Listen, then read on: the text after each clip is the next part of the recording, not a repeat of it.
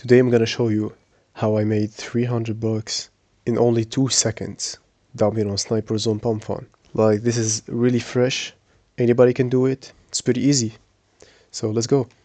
Basically this bot is the seller bot. This bot sells any token it detects in your wallet, which prevents sniping of your Pumpfun launch. Basically this bot sells any token it detects in your wallet. In 2 seconds, 3 seconds, you can set this up. Anyways, so all you gotta do is start the bot, continue. So there's 4 steps. First step, import the private key of your wallet you're using as a developer. So basically, all you gotta do is import the wallet. Please send your what? Hold on. Okay. Okay, I just imported the private key. There we go. Successfully imported wallet. So basically, all you gotta do is set it as activated, like that. So yeah, now you can go ahead and launch your new token. There we go, start a new coin, and like go with something kinda unique, but still in the meta of the day. This is the best strategy I found recently.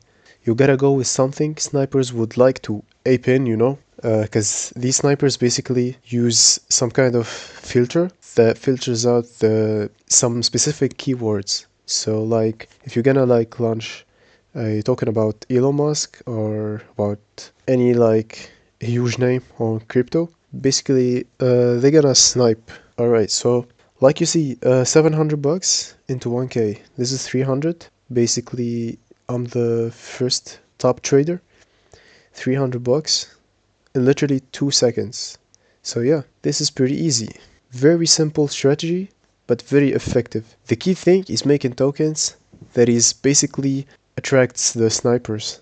And this is how you can make it. Like, if 2 snipers get in, you can come out with 300 bucks. Pretty easy. All you have to do is try it out and see for yourself. Bot link will be in the description below. You can go ahead and like search for it, like seller sold / bot. Yep. So yeah, very easy method, very simple and very effective.